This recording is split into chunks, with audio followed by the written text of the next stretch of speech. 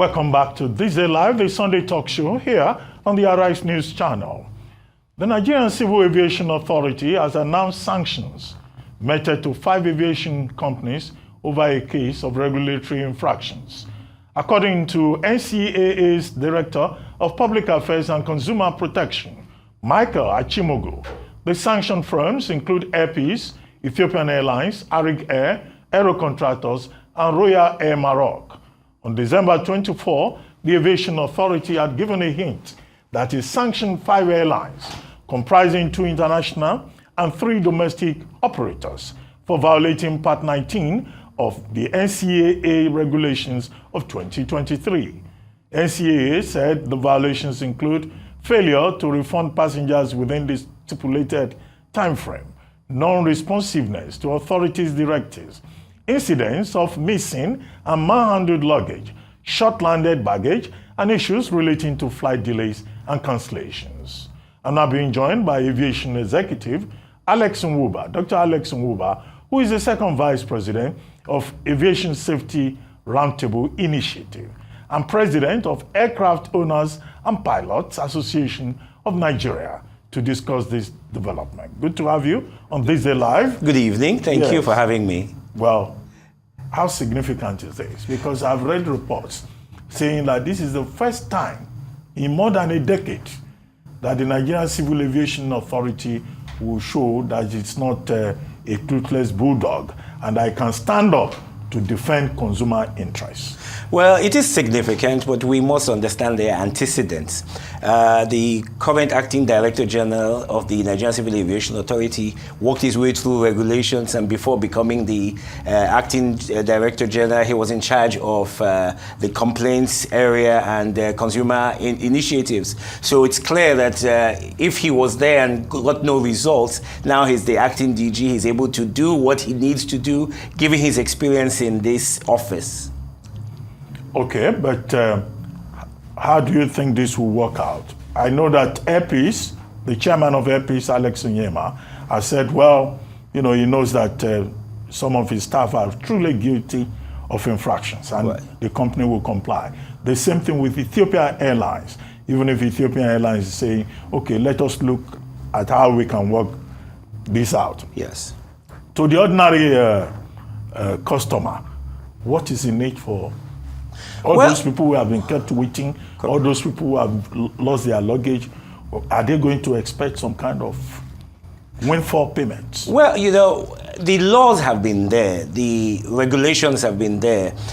People took them for granted because there was no enforcement action. And now we have an enforcement action. It's clear that people will start to take seriously those issues that border around Part 19 of the regulations, which says that if you are delayed more than 30 minutes, there are compensation. If you're delayed for 3 hours, there's monetary compensation. And if you're delayed past 10 p.m. to 4 a.m. in the morning, you're entitled to hotel accommodation and things. And so people were not aware of these things, and they kind of took it for granted. So when you're manhandled by these carriers, people accept it as the normal way of doing business. And so when you have an acting DG who says enough is enough, we've got to do the right thing by the consumer. The business is about passengers. And so when we do the right things by the consumer, we're sending a message that they have a voice and there can be some reaction. So the follow-up is that you would have improvement in services across the board, which are of benefit to consumers. We've taken passengers for granted too long, and it's time for them to begin to enjoy a much better and improved service. And the airlines are acknowledging that they have been deficient in one manner or the other. Okay, you said Captain Najoma, who is head of the NCAA, has been an insider. He's been a captain and all of that. But it's not enough to enforce regulatory sanctions. Yes. The major challenge will be to sustain the enforcement.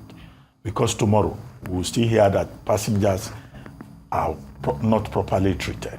So what is the guarantee that this will be sustainable and that the deterrence would translate into better efficiency? Well, the industry as a whole is asking that the Director General go from acting to permanent, so there will be some tenure to it. And he's already started out in this manner. So clearly, during his tenure, you can be ensured that this is a priority area.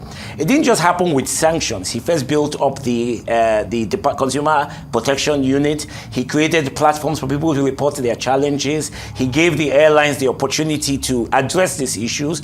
And the failure of some has resulted in sanctions. And the sanctions are essentially a warning sign to the industry as a whole that the NCAA means business. And so doesn't appear to be we'll get started and dump it. It is a signal that we are entering a new area in terms of consumer protection, basically.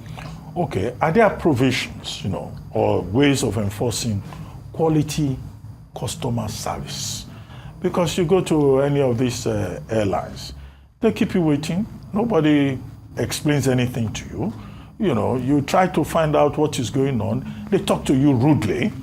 Who is looking at that side of it to say that if you are an airline official, you don't have a license to be rude to people who are expecting, good service? Well, consumer concerns are the responsibility of the carriers themselves. It's not the job of the regulator to ensure that companies achieve the highest level of consumer service.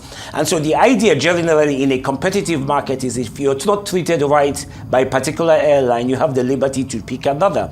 The problem has always been the limited size of the market, the limited number of flights, the limited number of destinations. And so these lack of choices is what allows airlines to get away with it. So but what this NCAA is saying is okay, but there are regulations. If your bags are not delivered with you on your flight, there are sanctions. If flights are cancelled, there are sanctions. If there are delays, there are sanctions. If you're rerouted, we have the incidents of people booked on the flights to Anambra being taken to Asaba and then left there. The regulation says they should be transported back to the airport closest to the airport they booked at, or to the closest to their destination.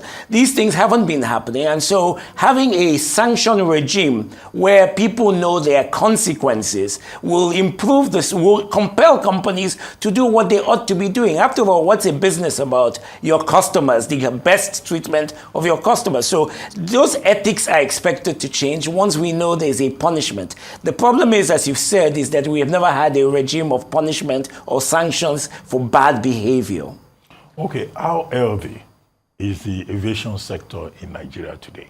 And as we enter the year 2025, what would you like to see in terms of, across the board improvement? The industry has been challenged for some time, and primarily we know what the issues. There were fuel at one point.